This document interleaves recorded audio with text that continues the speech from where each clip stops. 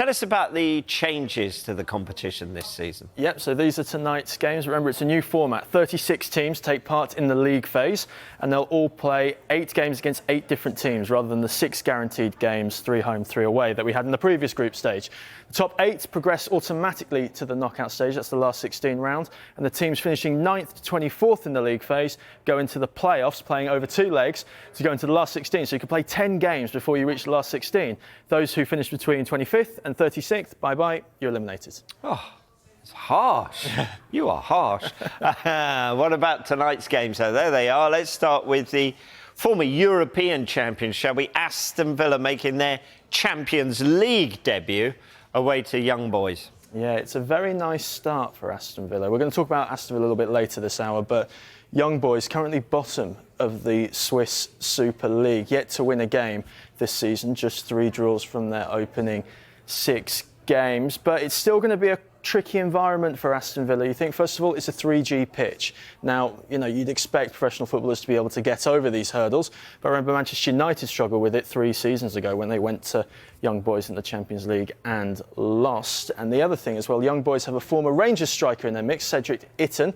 Didn't have a great time at Ibrox, but he's got 41 goals in 90 games since he moved to Switzerland. So he's one to look out for Unai Emery's side tonight. OK, right, let's pick out one of the other ties from tonight. Let's go to Juventus PSV. Yeah, so Juventus obviously under new leadership in Thiago Motta, who moved from Bologna over the summer. They're actually yet to concede a goal in Serie A this season. The only caveat is their last 2 games have been goalless draws, so there's no goals going sort of at both ends of the pitch when it comes to Juventus. They've got a tough game against PSV, the Dutch champions, who only lost 1 game on the way to winning the Eredivisie last season. They've also won 5 from 5, so this should be a really, really good game in Turin tonight.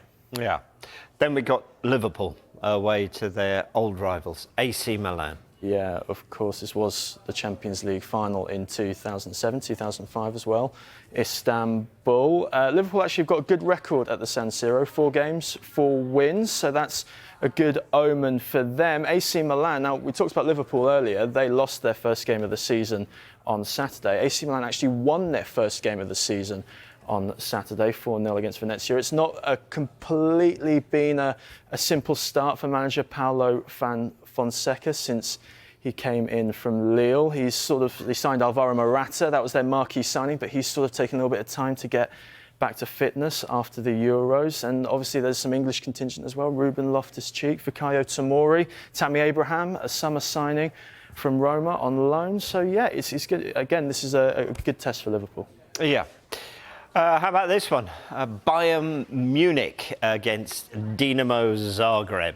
Yeah, Bayern Munich warmed up in spectacular fashion at the weekend. A 6-1 win at Holstein Kiel. Harry Kane got a hat-trick. That's not a good sign for Dinamo Zagreb. He seems in the mood. But don't forget as well, you've also got Vincent Kompany. It's his first game as a manager in the Champions League. You've also got Michael Olise. He scored at the weekend as well for Bayern Munich in that big win.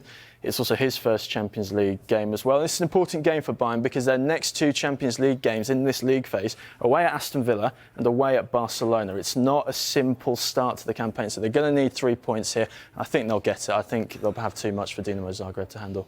OK, and the defending champions Real Madrid begin against the Bundesliga side, Stuttgart. Yeah, I mean, everyone's talking about one person here, Kylian Mbappe. A lot of people saying that Real Madrid signed Mbappe to sort of keep their stranglehold on the Champions League. But remember, Kylian Mbappe probably chose Real Madrid to give his best possible chance of winning the Champions League for the first time in his career. However, Real Madrid do have a slight midfield issue. Of course, there's still no Jude Bellingham. He's out injured. He hasn't started the season yet. Eduardo Camavinga is also out. Dani Ceballos is also injured.